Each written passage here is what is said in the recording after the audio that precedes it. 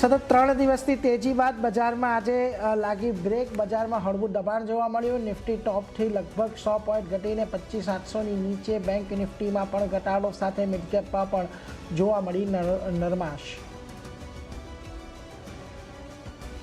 આજે realty, consumer durable, FMCG અને capital goods સૌથી વધુ નબળા રહ્યા. ચારેય ઇન્ડેક્સ લગભગ 0.5% ઘટ્યા. તો આઈટી જે શેર્સમાં આજે જોવા મળી ખરીદદારી, ઇન્ડેક્સ 1%થી વધુનો વધારો થયો. ઓટો અને ફાર્મામાં પણ આજે રહી તેજી.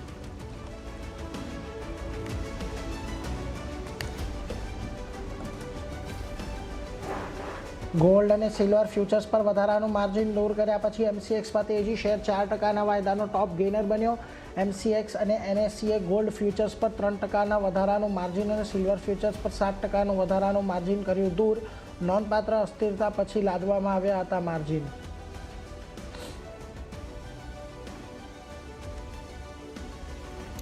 ક્રૂડ ઓઇલના ભાવમાં વધારાને કારણે ઓએનજીસીમાં ખરીદી વધી. શેર લગભગ 2% વધ્યો અને નિફ્ટીનો ટોપ ગેઇનર બન્યો. ઓઇલ ઇન્ડિયા પણ ફ્યુચર્સના ટોપ ગેઇનર્સમાં સામેલ. સાથે જ ઓએમસી શેર્સમાં દબાણ.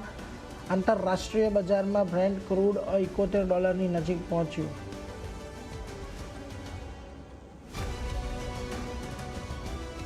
દિલ્હીના ભારત મંડપમાં એઆઈ ઇમ્પેક્ટ સમિટમાં પહોંચ્યા વડાપ્રધાન મોદી. દેશ અને દુનિયાના દિગ્ગજ બિઝનેસ લીડર્સનું હાલમાં ચાલી રહ્યું છે સંબોધન. મુકેશ અંબાણી પણ રજૂ કરશે ભારતની જીઓની એઆઈની રણનીતિ. ગ્લોબલ લીડર્સના સ્વાગત સાથે સીઈઓ રાઉન્ડ ટેબલ અને દ્વિપક્ષીય બેઠકમાં પણ ભાગ લેશે વડાપ્રધાન.